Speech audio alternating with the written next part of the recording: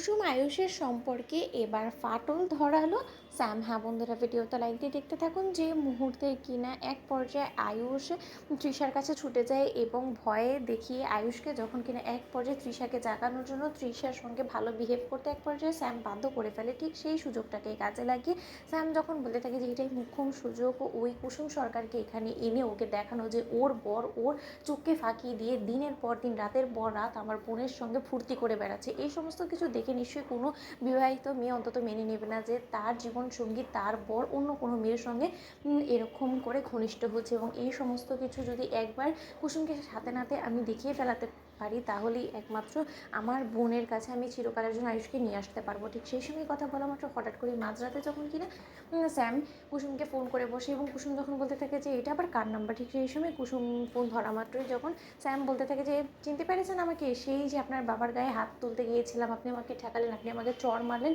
সেই স্যামই আমি। আপনি জানতে চাইবেন না যে এই মুহূর্তে আপনার বর ঠিক কোথায় আছে? আপনার বর তো রীতিমতো চরম এক বিপদের মুখে নিজেকে ঠেলে দিয়েছে। আপনার বর তো রীতিমতো আপনার চোখে ফাঁকি দিয়ে আপনার পাশেই রাতের বেলা না থেকে আমার বোনের সঙ্গে রীতিমতো রামলীলা করছে। এবং তার থেকেও বড় কথা, সে এখন এই মুহূর্তে আমার চোখের সামনেই এই হসপিটালে রয়েছে।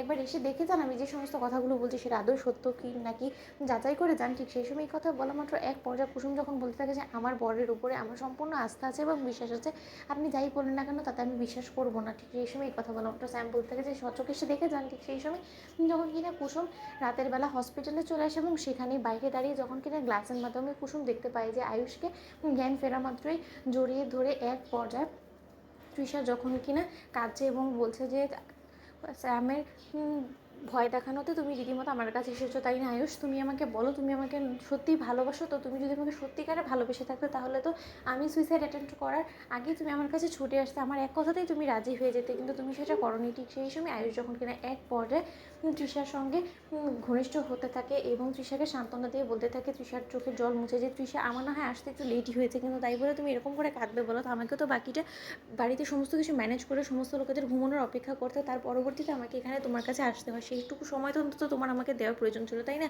ঠিক সেই সময় আয়ুষের এবং তৃষার এই সমস্ত কথোপকথন যখন কিনা কুসুম শুনে ফেলে, ঠিক সেই সময় কুসুম অঝরে কাঁদতে থাকে এবং বলতে থাকে যে তার মানে ছোটো সাহেব দিনের পর দিন রাতের পর রাত এই মেয়েটার সঙ্গে কাটায় এবং সে আমাদের সমস্ত লোকেদের চোখকে ফাঁকি দিচ্ছে এবং সে আমাকে আশ্বাস দিয়ে যাচ্ছে যে না, এক না একদিন ঠিকই সে দেবী মায়ের কাছে গিয়ে আমার সম্পর্কে বলবে।